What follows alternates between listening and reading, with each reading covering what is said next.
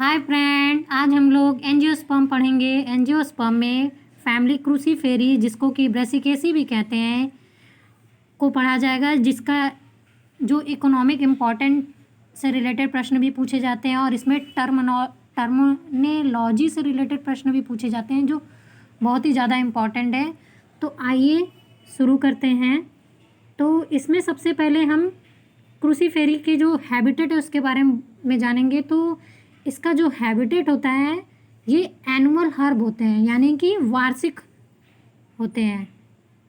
और इसका जो रूट होता है ये टैप रूट होता है, यानी मूसला जड़ पाई जाती हैं। और स्टेम्स के बारे में देखेंगे तो ये हर्बेसियस, इरेक्ट और ब्रांच होती है।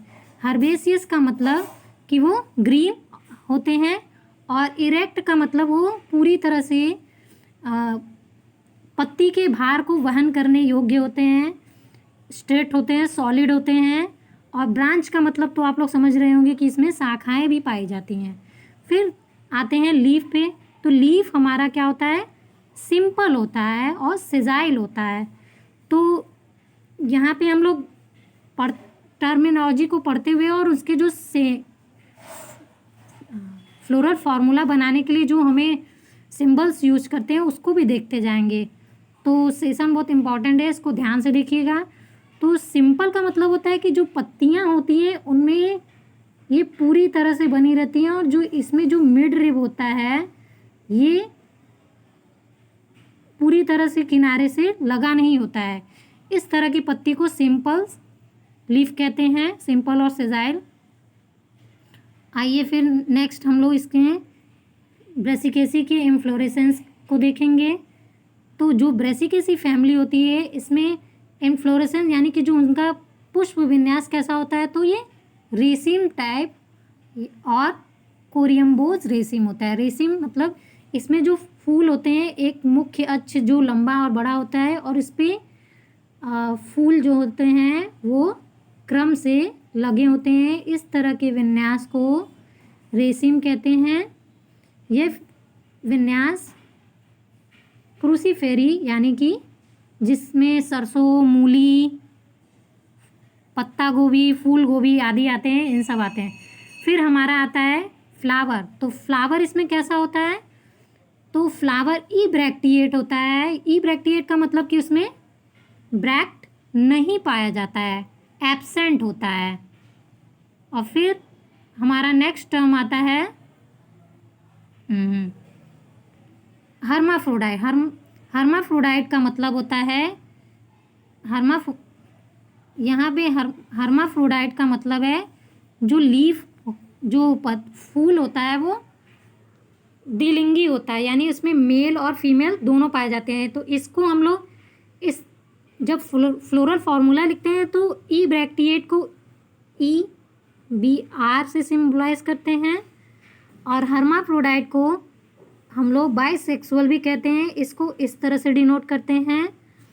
और कंप्लीट एक्टिनोमार्फिक होता है। एक्टिनोमार्फिक के लिए हम लोग क्या सिंबल यूज़ करते हैं, सर्कल में प्लस। यानी एक्टिनोमार्फिक का मतलब होता है जो फ्लावर होता है आप इसको एक से ज़्यादा जगह से दो पार्ट में डिवाइड कर सकते हैं। और इसमें इसकी और क्या विशेषता होती है, तो ये जो फ्लावर होता है वो हाइपोगाइनस होता है। और हमारे वीडियो की एक खासियत है कि मैंने इस फैमिली से रिलेटेड ट्रिक भी बनाया है, जिससे कि आप जो इस फैमिली में जो इम्पॉर्टेंट टर्म है उसको आसानी से एग्ज़ाम टाइम में रिवाइज कर सकते हैं और याद भी रख सकते हैं। तो हाइपोगाइनस का मतलब होता है जो फ्लावर में जो ओवरी होती है इसके जो अन्य पार्ट होते हैं वो क्या होते हैं, इससे नीचे से निकले लगे होते हैं, नीचे से निकले होते हैं। तो इस तरह के अरेंजमेंट को हाइपोगाइनस कहते हैं।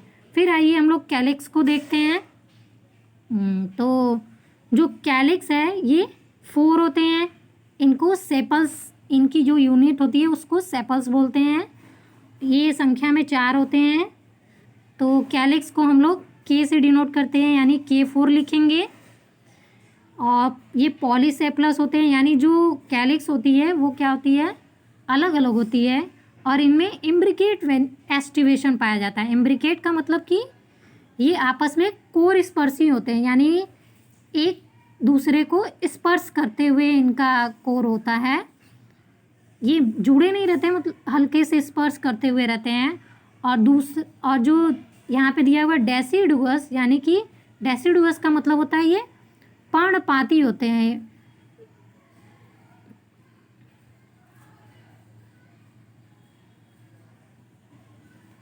आइए आगे देखते हैं। फिर कैलिक्स के बाद हमारा आता है कोरोला। कोरोला कैसा होता है? तो जो कोरोला की भी संख्या 4 होती है और इसको हम लोग, इसकी यूनिट पेटल है। और पेटल्स यानी जो फ्लावर का रंगीन भाग होता है, कलर्ड पार्ट होता है, उसे कोरोला बोलते हैं। और यहाँ पे क्रूसीफेरी फैमिली में इनकी संख्या 4 होती है और इसको हम लोग C से डिनोट करते हैं, यानी C4 लिखेंगे फ्लोरल फार्मूला लिखते टाइम।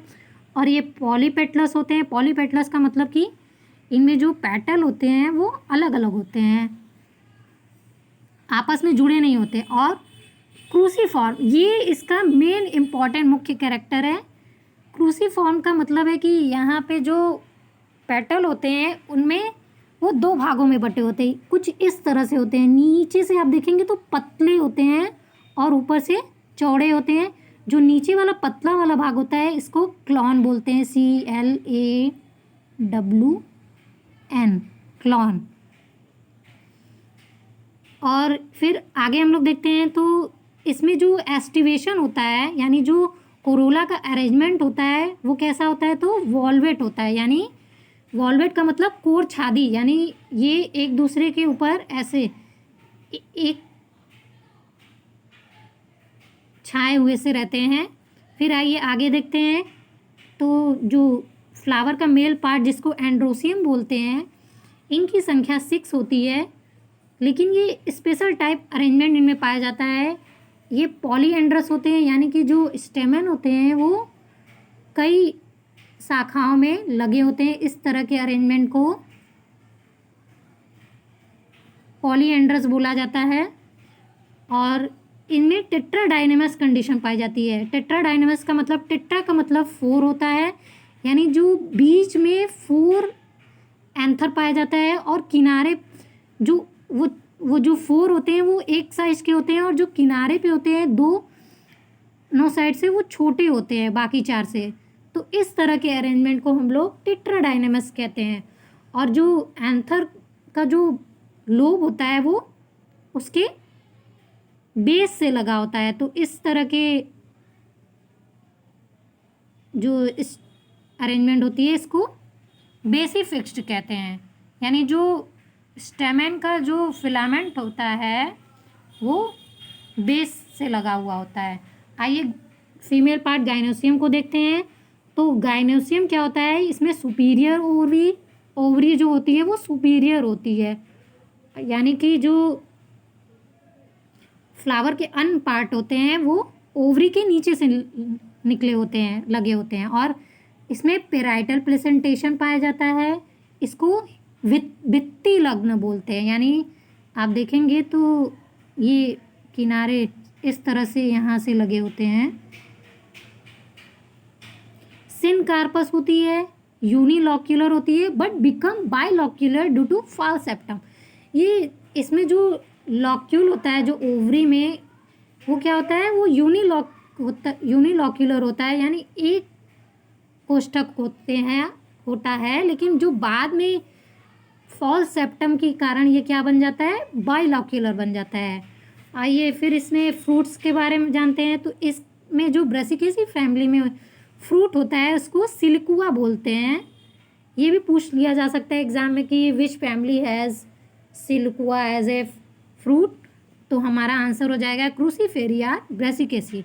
अब हमारा जो मोस्ट इम्पॉर्टेंट इस सेशन का कंटेंट है वो है हमारी ट्रिक आज की। तो आज का हमारा इस फैमिली को याद रखने का जो ट्रिक है वो है हर्मा सुपर परी टेट्राडाइनेमस हाइपोसिली यूनिलॉक को बाइलॉक करती है।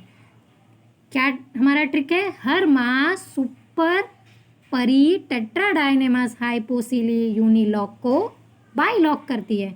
हर्मा का मतलब हो गया हर्माफ्रोडाइट, सुपर का मतलब हो गया सुपीरियर ओवरी, परी में क्या जोड़ देंगे, ई टी ए एल, तो ये बन जाएगा पेराइटल, यानी इसमें पेराइटल प्रेसिपिटेशन पाया जाता है।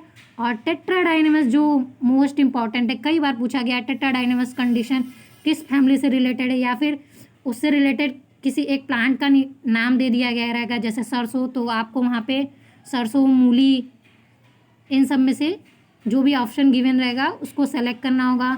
और हाइपो का मतलब कि इसमें हाइपोगाइनस ओवरी पाई जाती है। और सिली का मतलब हो गया सिलिकुआ, यानी जो फ्रूट का टाइप बता रहा है। और यूनिलॉक को बाइलॉक करती है, यानी यूनिलॉक्यूलर जो ओवरी होती है ये बाद में जाके बाइलॉक्यूलर बन जाती है। तो आई थिंक आपको हमारी ट्रिक पसंद आई होगी, और इस तरह से आप ब्रेसिकेसी फैमिली को ईजिली रिमेंबर रख सकते हैं। तो इस तरह की वीडियो को और आगे देखने के लिए हमारे वीडियो को लाइक करें और चैनल को सब्सक्राइब करें। धन्यवाद।